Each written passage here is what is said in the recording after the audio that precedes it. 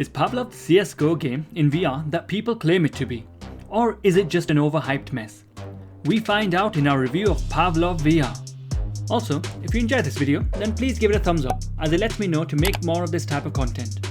Talking about a game that you want, we find out the winner of the giveaway of Star Trek Bridge Crew later in this video. But have no fear, our next giveaway is for Doom VFR. So if you want to enter the giveaway, please subscribe to the channel, like this video and let me know that you want to enter the giveaway. So let's get straight into it. Pavlov originally came out in February 2017 and it's still in early access. Since then, there have been quite a few updates that have been implemented, from more gore, which include bloodstains and dismemberment, to a zombies mode. However, as a result of these additions to the game, the price has also increased from $20 to $25 if you can't get it on sale. So, is this price increase worth it? Well, to make sure you're making an informed decision, I wanted to give you an updated review. I will try not compare it to games like Contractors and onwards, as I will be doing a full comparison video between all three at a later date. So, if you're interested in seeing that, then make sure you subscribe to the channel. Graphics and performance are up first. Personally, I think the graphics could be better, but this could be due to Pavlov being a 3-year-old game with graphics to reflect. But that being said, they are still good enough to keep you immersed. The explosions are quite lacking though, where a grenade doesn't really show much of an impact. It actually feels like those cheap fireworks you buy when you can't afford the big ones. Another thing that's lacking in graphics is when the gun fires. The muzzle flash doesn't really have a realistic feeling, and I have not noticed any sort of smoke coming out of any of the guns, which would really add a level of immersion. So this is something that the developers can still work on. Previously, I had another issue which was the lack of gore, however this has been addressed and is actually really cool now, where you can blow someone's head off and leave them in a pile of their own blood, or even blow half their body off. This is great to satisfy all you sadistic people out there. But honestly, it really makes the game feel a lot more fun and just gets you excited to get as many cool kills as possible.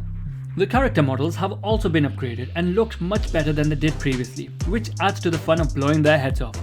I wish the developers also updated the look of the menu system, as it looks really cheap and outdated. Even though it works, it looks like it just lacks quality. These things aren't really a big deal, but they do add to the overall feel of the game. Now, when it comes to performance, I think due to the new upgrades, it has affected performance slightly. I did have some stuttering in the game and a couple of issues when the level was loading, but once loaded, everything was generally running smoothly. Majority of the time, I didn't have much issue with performance, but this does depend on your system, although it is a more demanding game than it was previously. However, this is understandable with the new updates. I feel like I do get more motion sickness in this game recently than I have previously, but this is a subjective aspect, so will affect different people in different ways. Although it also may be due to the updates causing a bit of stuttering in the game. Talking a little bit about the sound, it's not really changed much from when it initially came out, and it still sounds a little rubbish. Especially the explosion that matches how it looks, which is minuscule. The guns when firing don't sound realistic and feel like I'm firing pea shooters. Although one good thing that I've noticed around the sound is the footsteps that help you identify when people are around. Sometimes they feel like they're coming from the wrong direction though, but it's still better to have them than not. Now, let's move on to what you're really here for, the gameplay. Firstly, I want to mention the reason that this game is still going strong to this day is the mod support for custom maps and custom game modes.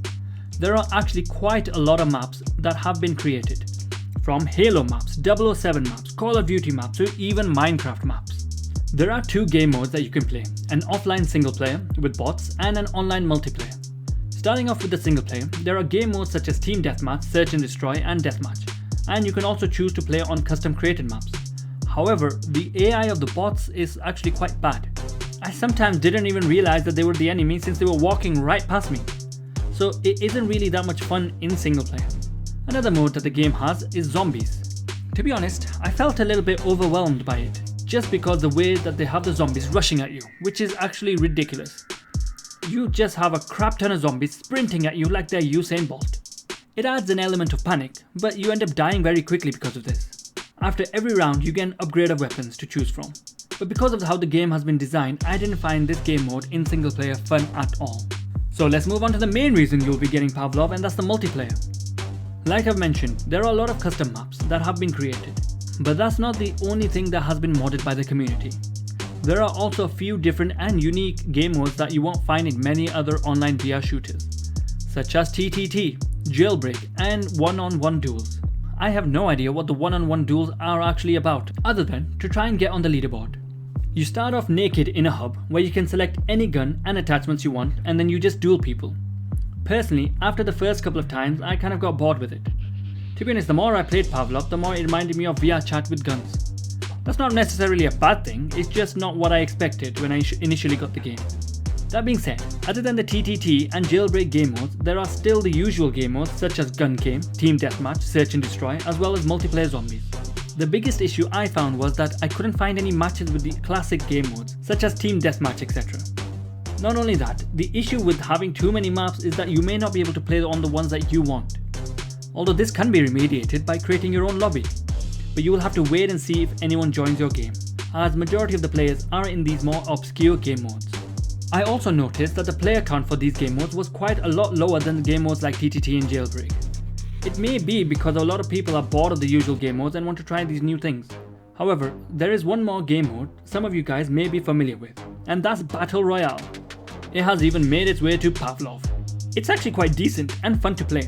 If you think about that, whole games are made just for that one concept, and Pavlov has it included within the game. Obviously this is a custom mod that someone has created, but despite that, it's still available for you to play and enjoy if you're interested. Nevertheless, once you are playing the game mode you want, you can have a lot of fun. When I was playing Team Deathmatch with a full server, I had an absolute blast, and I was surprised at how much fun it actually was. So, when you initially start out in a match, you are provided with a random gun. You need to purchase a weapon in-game, otherwise every time you spawn in, you will start with a new gun. I didn't know this in the beginning, so when I was going from an LMG to a small pistol, I was like, what the heck is going on? Then eventually I realized that I had to buy the weapons each game, and then I will spawn with that. You get a decent amount of money to start with, and you get more as you kill people, so you always have enough money to choose whichever weapon and attachment you want. However, I really would have preferred a loadout system where you can choose which guns and attachments and equipment to default to. I feel like this is a missed feature in the game. On the other hand, you're still free to choose which weapon you want and can change as you play. The only issue with that is you have to find a hiding spot to see which weapon you want, as you can get killed while trying to select a weapon. That happened to me quite a few times, which I felt was a cheap death. Speaking of guns, you actually have quite a few to choose from, starting from assault rifles, SMGs, LMGs, shotguns, snipers and handguns. Plus, all of the weapons can have different attachments such as scopes, stocks, silencers, etc. So there is something for everyone. The gun handling and weapon reloading is actually quite interesting. It feels more realistic and annoying at times. For example, reloading an LMG is a bit of a pain because of how intricate you have to be when doing it. But I think that is the balance where you have a risk and reward. The recoil in the gun is generally pretty high that you can't really hold down the trigger, you have to aim and tap fire if you want to be accurate. One thing I want to mention that while playing the game, it appeared that one person on the enemy team was killing my whole team with one shot. Now, I don't know if he was just that good or if there was some sort of cheating that was happening. But from searching about the topic, I have found a few places which allow you to do it. That being said, the developer is seriously against it, and rightly so, and will ban players if they are caught cheating. But I thought it's something that I would mention in case you come across it. Okay, so just before we get to our conclusion and whether I recommend the game, I wanted to announce that the winner of the giveaway is Royale VR! Congratulations, winning a copy of Star Trek Bridge Crew. Please contact me on my Discord in the description below to claim your prize. Remember folks, the giveaway for Doom VFR is now on, so make sure you're subscribed to the channel. You've liked this video and let me know in the comments that you want to enter the giveaway. So let's get back to the video. Okay, so after everything is said and done, do I think this game is worth buying? The game at full price costs around $25. So is the price increase worth it? Well, this depends on what you're looking for in the game. Pavlov can be an extremely fun game if you go with the right mindset. For me, Pavlov is actually the VR chat of a shooter. The gunplay is a lot more arcade-like and the game modes are for a mess around. The gunplay is actually quite fast-paced, so don't go in the game thinking it's going to be a tactical military simulator. It generally isn't and will frustrate you if you think it will be. This isn't just because of the game, it's actually the audience it attracts. Some of the people I was playing with sounded like they were 5 years old, although they later corrected me to tell me that they were actually 11 years old. That's generally the maturity you're looking at, even from the 30-year-olds. This is not a bad thing, if that's what you're looking for. A lot of people have said that the player base is toxic. I didn't actually find it was. There were some random people killing their own teammates that you can kick out of the game, so it's not really a big deal. But overall, the people were fine and actually fun to play with.